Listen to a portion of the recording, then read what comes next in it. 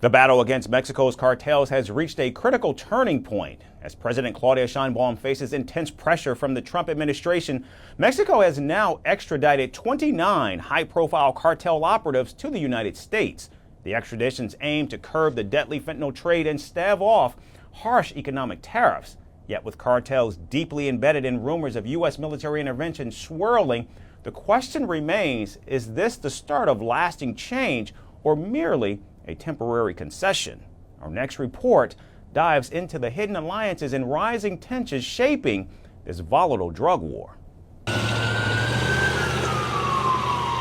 Mexico's powerful drug cartels have long cast a dark shadow. Their brutal reign spills far beyond borders, fueling violence and addiction across the United States. Time and again, President Donald Trump has accused Mexico of failing to prevent criminal gangs from smuggling fentanyl into the United States and has even planned tariffs against all those countries that threaten border security.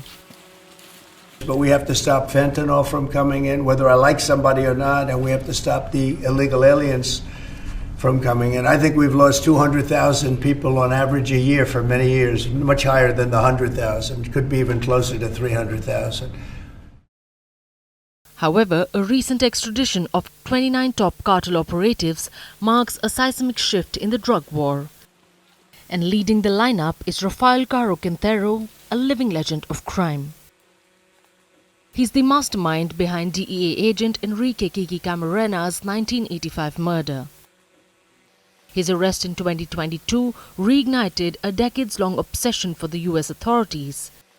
And now he faces long-awaited American justice. The extraditions come as Mexico bows to intense pressure from the Trump administration. The United States has demanded aggressive action against fentanyl trafficking. And in return, Mexico hopes to dodge punishing 25% tariffs on its exports. We know President Trump has his way of communicating and setting negotiation timings and joint work. We must think we can reach an agreement. We've already requested it. We will see when we can schedule it. If they make this decree to investigate even more the money laundering in the United States and their own criminal groups that work in the United States that make this sale of drugs, that's great. What we do not accept is the violation of our sovereignty. So, that is why it is collaboration, coordination without subordination, without interventionism, without meddling.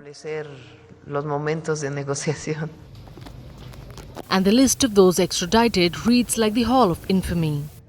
Omar and Miguel Angel Trevino Morales, the bloodthirsty brothers behind the Zetas cartel, were whisked away. Their reign of terror turned Mexico's streets into war zones. Despite imprisonment, they allegedly continued running the Cartel del Noreste from their cells. I have no idea who he is after everything that happened. They never introduced themselves to the neighbors. Nothing. But thank goodness they are leaving because we don't want people like that in the neighborhood. Jose Angel Canobio Insunza, the right-hand man to Ivan Archivaldo Guzman Salazar, who was El Chapo's son, was also among those handed over. Even though they were members of the Sinaloa cartel that were brought in by the father, the rest of the cartel had very little respect for them because they looked at them as spoiled brats who had never gotten their hands dirty like everybody else. His arrest just days ago highlights a relentless push to dismantle cartel leadership. Now, even though this bold move signals Mexico's willingness to cooperate, the question is at what cost? The US has designated several cartels, including the TDA, Sinaloa and the MS-13 as terrorist organizations. But rumors of American military action swirl. US spy drones now patrol Mexican skies, feeding intelligence to security forces. But the Mexican leader has drawn a red line. No foreign troops will set foot on Mexican soil. Despite the high-profile extraditions, the cartels remain deeply entrenched. Will this cooperation be enough to delay Trump's tariffs? Or is it merely the calm before another storm in a drug war that shows no signs of ending? Merci beaucoup. Hi.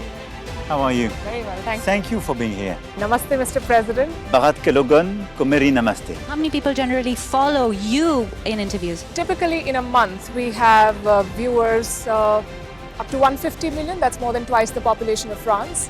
And in the last 2 years, we had 3 billion viewers. So I say, Laurent, this is your chance to be famous. You're on first post. One word to describe your equation with Prime Minister Modi. Amitié. As India and France work together, are you creating a new era of non-alignment in the technology space? India is a training superpower. 1 million engineers a year, more than all of Europe and the US combined. So we have that partnership.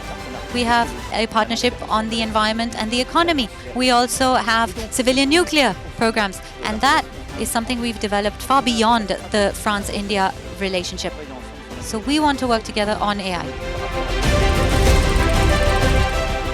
And then comes China with its DeepSeek, creating models at a fraction of the cost. Did that innovation take you by surprise? Did that breakthrough make you sit up and think, what did the Chinese do and how?